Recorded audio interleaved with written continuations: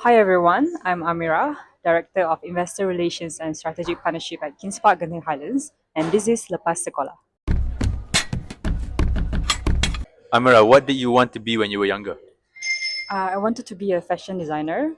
I remember cutting up clothes to make dresses, tops, and pants for my Barbie dolls. Even as I grew older, I was always involved in creative activities such as representing my school for coloring and craft competitions. Amirah, which secondary school did you attend and what were your fondest, greatest memories? I went to four different secondary schools, with the final one being SMK Danau Kota for my SPM. It wasn't because I was troublesome, but I just didn't find learning in school very enjoyable. Even when I skipped classes, I would usually be at home watching movies or even studying instead of being at malls. Still, some of my fondest memories are, despite being a little bit lazy, I often scored the highest marks for certain subjects, won competitions, and even proudly represented my school for netball, nasheed, and even choral speaking. Amirah, what stream did you choose for SPM and why? Because of peer pressure and being surrounded by smart kids, I ended up in science stream, which I honestly didn't enjoy at all. During my SPM years, I was even placed in a roll call program because I skipped school quite a bit. That meant I was being temporarily placed to a bottom class where they taught general science subject instead of physics, biology, and chemistry. And to my surprise, I actually preferred that more. Amirah, what was the most challenging aspect of secondary school life for you? While I enjoyed school activities, I dragged myself to attend the lessons. I often dragged myself because I simply didn't connect with the lessons. When I couldn't enjoy the subject, I found that homework almost impossible, especially since it was always collected in the very next lesson. Amirah, what is something you feel must change about Malaysia's secondary school system? I would say that teachers need to be more empathic. Sometimes students struggle not because they're lazy, but because they find the lessons challenging. So a bit more understanding, encouragement, and motivation from teachers could really help a lot in making sure that the students feel motivated and also supported. And Amirah, how did you do for SPM? Not well, obviously. I even failed one of my SPM subjects, which is additional maths, because I was stuck in a stream that I couldn't give my 100% to. But I always believe that things happen for reasons, and that was when I really asked myself what it is that I want to do and what I want to pursue for my tertiary education, which I ended up on deciding on tourism. In hindsight, is there anything about secondary school that you regret? Despite failing one of my SPM subjects, I don't regret my secondary school years at all. Classes were not fun, and missing them was not fun either. So, if there's one thing that I wish, it would be that I had not felt pressure to choose a stream because of others, but rather made that decision because of myself. Amirah, after SPM, what education path did you choose to take? I chose to pursue diploma because I was certain on studying tourism, and also it was the most direct and practical path to achieve that goal. Why did you choose to do the diploma instead of any other options, for instance, STPM? Actually, I was also I received the opportunity to do STPM, but the idea of going back to school for another 2 years didn't sit well with me. What are the benefits of taking a diploma over other pre-university pathways? The biggest advantage of taking a diploma compared to the other pre-university pathways is that the lessons that you take are directly tied to the course that you choose. Other than that, the built-in internships that is part of the requirement of diploma is also make a huge impact, especially when it gives you the early industrial exposure and practical experience. Amira, you took the diploma at Erican College. Can you please tell us a bit about the college and why you chose it? I chose diploma in Erican College because they offered tourism course with IATA certification. IATA stands for International Air Transport Association. But towards the end of my studies, my batch actually had to pay separately for the exam, which I ended up not going to pursue that examination. Still, I think that it gave me a valuable exposure to the fundamentals of airline and tourism industry, which I carry forward into my degree and also my current career. Amira, what diploma course did you take? I pursued diploma in tourism management, which I truly enjoy actually. This course, because I enjoyed it, I gave my all, both in my studies and also beyond, which I also serve as the Vice President of Hospitality School in the Student Council, which gave me leadership experience and a chance to be more involved in campus life. And what would you say was the most difficult aspect about your diploma? Balancing the leadership with empathy, because I understand how students struggle. Most of the times, my ideas were not well received. So, this part of my diploma taught me resilience and to stand up for others. Amirah, after you completed your diploma, did you go straight into the workforce or did you choose to straight away pursue a degree? After my diploma, I went straight into workforce doing my part-time job in hospitality while at the same time exploring degree options. But after my UPU appeal was unsuccessful, that was when I decided to continue with private university. And where did you pursue your degree and in what course? I pursued my bachelor's in tourism planning and development at University Kuala Lumpur Business School. Amirah, what is the application process to UniKL and what are the requirements for your course? The application process to UniKL was quite straightforward. I first went to the Education Expo where I met with their consultants and then proceeded with the application process. And when it comes to the requirement, it's also again quite straightforward. You just have to pass your history and also Malay for your SPM. Why did you choose UniKL, Amirah? I chose UniKL not only because they offer tourism course, but also because of the positive testimonials from my cousin who also did the same course. And she had the opportunity to do the international student exchange mobility program, which I thought was very interesting. On top of that, the Mara financial aid also impactful, especially for someone who come from B40 like me. What do you like most about UniKL? First one is UniKL being the government-linked universities with international partnerships. So this gave me the global perspective in tourism. The second one is the experienced lecturers who are very much involved in the course that I took. So some of them are also town planners, and they gave us the real life situation. And the third one is the location of UniKL, my campus, University Kuala Lumpur Business School, is right in the heart of Kuala Lumpur, which is good for a city girl like me. Do you recall what was the structure of your degree? My degree was a 3-year program with 3 semesters in a year, 2 long semesters, and 1 short semesters. Funny enough, I actually didn't realize that you could add extra subjects on top of the subjects that are already assigned by your course advisors. So as soon as I found out, I always maxed out the credits allowed for each semester because I just wanted to finish my course quickly. Amirah, why did you choose a degree in tourism planning and development? Is because it's more niche compared to the usual tourism management course. I was drawn to the bigger picture of how tourism is planned, developed, and sustained instead of the day-to-day operations of tourism industry. And this course actually covers a wide range of subjects from tourism to business like supply chain management, tourism governance, planning laws and regulation, and even languages courses like Mandarin and Arabic. So it's quite holistic. Amirah, what are the common misconceptions about your degree?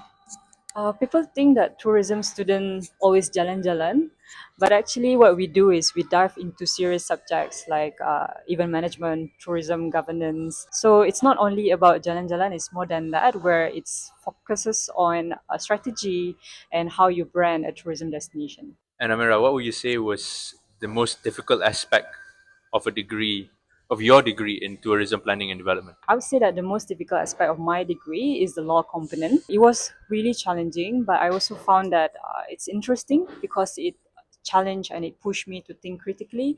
And another difficult aspect is that when it comes to the design aspect of this tourism course, but at the same time, again, I enjoyed it because it allowed me to combine imagination with structure. What would you say was your favorite module? Honestly, there were too many to list out, but if I had to choose, I would say environmental management. It stood out to me because it combines sustainability with tourism, which I found really meaningful. Amirah, were there any tough moments during your university years? Did you ever doubt yourself and how do you overcome it? Yes, of course. I believe that everyone struggles, but for me myself, since most of my degree years were in COVID and MCO. I even questioned if tourism was the right industry for me to be in because of the lockdowns and the uncertainty. But actually, I found that it was an interesting time for us to study tourism because it challenges the world to come up with a better idea in the events of future conflicts. Amira, what advice do you have for students who are going through tough moments? My advice would be focus at one step at a time instead of worrying about the whole staircase. Control what you can and ask for help when you can't. And also, you need to know how you learn best. And for me personally, I learn best by visualizing things. So I often relate the theory with the real life situations for me to understand it better. Amira, we can't go ahead with the interview without mentioning that you graduated top of your cohort as a valedictorian and receiving the Chancellor's Award. How did that feel and how did you achieve it? Honestly, it still feels like a dream, although that was 2 years ago. I achieved that by maintaining the highest CGPA for my campus because UniKL we have two different campuses, and for my campus, UniKL Business School, I got the highest CGPA and also the extracurricular scores. And when you are the highest of your campus, you will be representing your campus in an interview with panel. So during this interview, that was when they see how you talk, how you perform. And Alhamdulillah, although I thought that I didn't do well, panels were actually impressed by my simplicity. And what do I mean by simplicity is that because I thought that the panels would already know how you did during your studies. So when I introduced myself, it was very simple. I even told them what my hobbies are, how many siblings I have, compared to the other students who told the panel about their amazing projects, like drone projects. And I was like, I felt so small. So because of this simplicity, maybe they saw that, oh, I don't know. So, so it was actually also the performance during the interview that qualified me the award. And with that title that I bring into my career today, it comes with expectation. And for someone who holds high standard for myself, I often push myself to a high standard where I not only want to meet the expectation, but I also want to do more. This achievement is not my own work, but it's also the help of others who are part of my journey. And for that, I'm forever thankful. Amira, aside from academics, what else were you involved in while you were pursuing your degree? I tried to be more involved in the virtual competitions since most of my degree years were in MCO and also COVID. So I often tried to participate in the competitions, which of course I also won. And that was also the time when I went back to my part-time work, which I found that it was a good distraction and it made me more productive, especially during those uncertainties. For the students out there who want to follow your footsteps and graduate top of their cohort, what advice do you have for them? My advice would be your truest self, although you're not there yet. I began my studies with the simple thought of just learning and doing my best. With that mindset, it actually made me want to share with others and also learn and listen from what others have to teach me. Be okay with making mistakes and learn from them after, because that's how you move forward. What job opportunities exist in the job market as a graduate in tourism planning and development? As a graduate in tourism planning and development, there are many career paths available. Beyond the usual roles like in tourism or hospitality, graduates can choose to become tourism or urban planners, become the development officers for government agencies, as well as advising on destination strategy and planning. How do you apply for jobs after graduation and what skills do employers usually look for? After graduation, I mainly applied for jobs online. I lost counts on how many times or how many applications that I submitted. What employers really look for is initiative because many people say that they are willing to learn, but not everyone is willing to put in the effort and cope with the stress that comes with learning new things. So I would say there are three things. The first one is initiative, second, a positive attitude, and third is the right skills. Especially in the era of AI, if you don't know how to make use of AI as a tool, you are already few steps behind. Currently, you are the Director of Investor Relations and Strategic Partnerships at Kings Park Genting Highlands. What exactly does your job entail? As the Director of Investor Relations and Strategic Partnerships at Kingspark Genting Highlands, my role is very dynamic. I manage relationship with investors, government agencies, and international partners, while also driving collaborations that bring values to the project. A big part of my job involves preparing feasibility studies, financial models, and proposals to attract investors, while also at the same time overseeing the marketing, events, and also delegates of Kingspark to position Kingspark Genting Highland as a premier tourism and investment destination. So, in short, my job is that I act as a bridge between the development team and also the external stakeholders to ensure that the investment growth and also the expectation from stakeholders are aligned. What are the most important skills required in your current job role? Communication, relationship building, strategic thinking, financial literacy, and adaptability. So it's important for me to have a good communication and relationship building skills since I work with investors, government agencies, and partners on a daily basis. And I also need to have strategic thinking and financial know how since I work with proposals, preparing feasibility studies. Other than that, when it comes to adaptability, it's also a must because things don't always go as planned. What is the toughest aspect about your job? Dealing with people. So, as someone who failed her at math, I would say that working with numbers is still much easier compared to managing expectation from people. But still, I find that once you crack the code with people, it's rewarding, more rewarding compared to when you solve an equation. Amirah, what is the most exciting thing about your job? The most exciting thing about my job is being part of something big, promoting Malaysian tourism in a way that's not only sustainable but also uplifting local economy at the same time.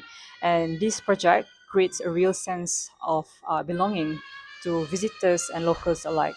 At Kings Park Genting Highlands, we are developing a 142-acre of integrated tourism township that brings together international hotels, theme attraction, cultural streets, and also lifestyle hub. And it's designed to be the future central business district of Genting Highlands City Centre with sustainability at its core. So for me, being able to contribute to a project of this scale is rewarding. One that we welcome millions of visitors while also at the same time uplifting the local economy. The most exciting part is that we will be opening our first phase end of next year to look forward to for your next Cuti Cuti Malaysia. Amirah, do you feel that your degree prepared you well for your current job? Definitely, I never imagined that I would be working in the same field of my course that I studied for my degree, because I always thought that it's quite rare.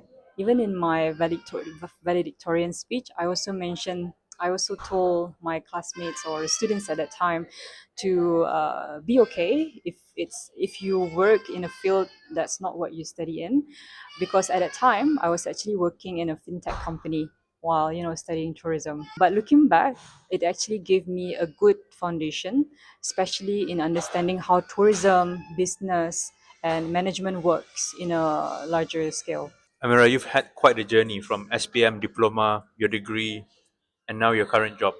What is the most important thing you've learned along the way? That your journey doesn't have to be perfect, but it does have to be consistent.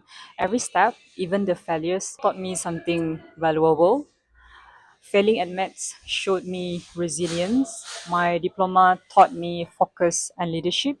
My degree gave me a strong foundation and confidence, while my career today teaches me adaptability every single day. What I've learned is to embrace the process, stay curious, and never stop pushing myself forward. Amirah, can you please describe your journey Lepas Sekolah in 3 words? Messy, surprising, rewarding. My name is Amirah, and this is my journey Lepas Sekolah.